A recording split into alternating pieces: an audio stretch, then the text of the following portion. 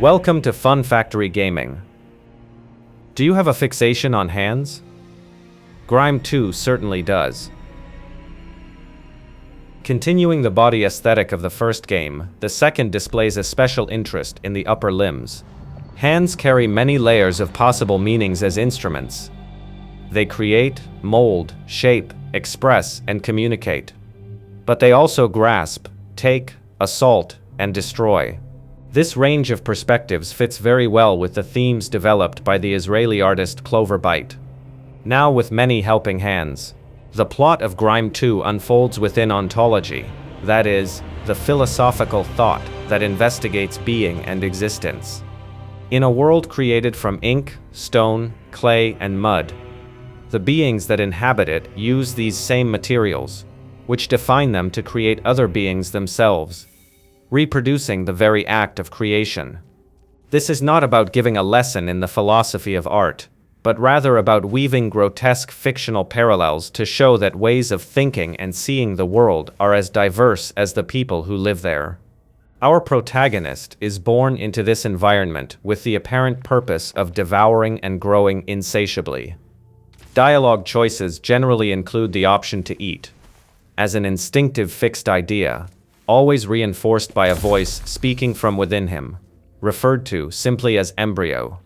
While the protagonist is initially referred to as Egg, the embryo names him Albumen, which is the name for egg white. From this we can already infer some implications, but not what they mean. Nor does our hero know, being only a newborn, blazed by doubts, the creature is only certain of its hunger. Thus, even without a direct connection to its predecessor, Grime 2 comes as a mythological echo of it, a stage equally set upon the binomial of create-consume. The bosses are a highlight in Grime 2. Besides their sheer number, the challenge is stimulating. Many frustrated me on my first attempts, seeming beyond my capabilities. In some cases, the best option was to change course and explore other areas, since there were always alternatives to discover. In others, however, persistence showed that the difficulty introduced is more a matter of learning, and I soon found myself mastering the first phase of these struggles, until I finally achieved victory.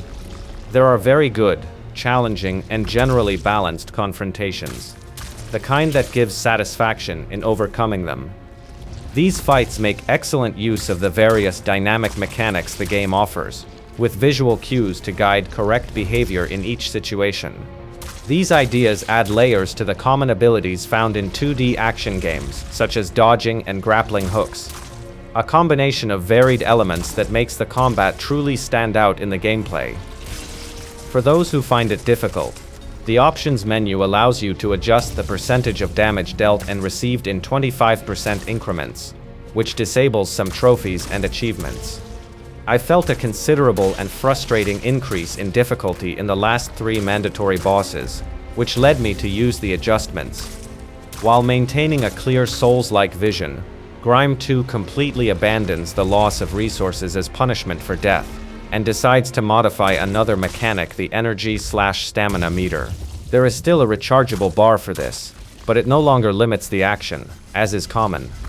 Called momentum, this meter influences the damage of attacks. If it is full enough to stay above a certain point, the damage dealt is greater. In this way, the game transforms energy management into a quest to seize a momentary advantage, especially when using special attacks.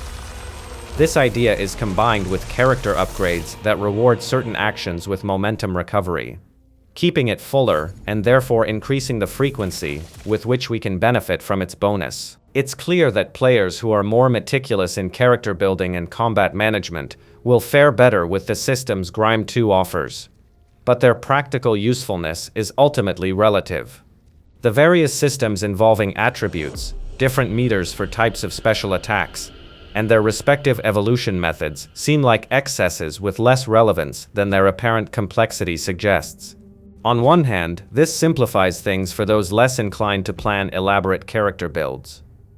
On the other hand, it seems to me that it would be better to have something more streamlined and straightforward, perhaps focusing the progression on a richer version of the skill tree we already have. Let's return to the obsession with hands, It's very present in the enemies shaped like arms, hands, fingers, nails, and claws, as well as in the background scenery, decorated with these same grotesquely twisted and deformed motifs. This world is truly enormous, which has its advantages and disadvantages. There's a lot to explore, and tons of optional branching paths, plus secrets hidden behind breakable walls. Keep an eye out for little arms sprouting from them, or the floor. Even optional bosses are waiting for someone to look for them. The areas meander around themselves, without direct paths, in a chaotic mess of discoveries. This can be good, and for quite a while that's how I felt. However, it reached a point where it became tiresome. Grime 2 can be divided into 3 parts. The first is more linear, in the sense that each labyrinthine area is accessed consecutively, creating a long west-to-east sequence. The second part instructs us to explore a large portion of the map in any way we can, in order to achieve 3 objectives. This is where things start to get complicated. The directions are few, and I really struggled while searching through every part of the map that seemed to be an unexplored area. I felt lost and confused, and it took me a long time to feel that I had made concrete progress, until finally, I reached the targets marked on the map. The third part returns to linearly consecutive areas, but these are more intricate internally, with an overall increase in difficulty. It was here that I resorted to changing the damage percentage. My feeling was that the campaign was dragging on with unnecessary zigzags, a real tangled mess that, moreover, I don't think is appropriate to the design applied here of wandering blindly until finally discovering the area map. I also haven't gotten used to the way the map uses 2 layers of color to represent overlapping locations, and in other sections that, even though they are outside the explorable area, have the same colors, creating the false impression that there is something to discover there. Thus, even though most of the map is perfectly legible, I had difficulty understanding some locations well. In part, the art direction is responsible for the negative effect of the expansion. It conveys the intended strangeness. But some familiarity is needed to create a sense of wholeness that makes more sense in our minds. Many of the areas just look like cave after cave, with rocks, thorns, paint, and slime. For me, there's a limit to how interesting rock formations can be, and I don't think Grime 2 got it right. Most of the most beautiful areas are in the first half, such as the Temple of Hands itself, Mara's Orchard, and the city of Kankan. Hink Reef is another highlight. These are places that truly made me exclaim with appreciation. After that, there's little to make up for the journey, and after about 20 hours of playing, I already wanted it to end soon, but it was still far, far away. At least, I can say that I quite enjoyed the platforming sections, which are numerous, precise, and balanced, being quite demanding here and there, but constructed in a way that creates fluidity in the sequence of movements. On one hand, they require more memorization of the action than sharp reflexes, and several of them are part of the optional repertoire. The third part of the game, however, puts them right on track, so prepare for many mechanics involving jumping, grabbing, and sliding along walls. There's another point in Grime 2 that also echoes the first game: its technical problems. There are several sections with localized framerate drops, in addition to the loading icon that briefly appears on the screen from time to time. I also experienced minor visual and collision glitches, even falling out of the environment. Generally, the glitches occur in safe locations, without hindering our ability to control the game during combat or platforming. However, they are too obvious to go unnoticed, and, to make matters worse, some are identical to what happened in the previous title, diminishing the sense of evolution between the games. I finished the campaign in 28 hours, a long enough time to allow many kinds of feelings to surface. I experienced moments of curiosity, fascination, elation, frustration, and confusion. Even without being a direct sequel to the first title, Grime 2 continues the theme of creating, consuming, and destroying, tempering it with grotesque art direction and an obsession with hands. It may rely more on rocky caves than I'd like, but the most beautiful areas shine with their fascinating strangeness. The sheer amount of content can be a blessing.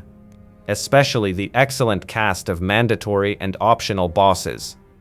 Even if sometimes the game loses its grip on excesses, both in gameplay systems and in the extension of complex areas like anthills, and also its occasional technical problems, it can still be a lot of fun and well worth the time.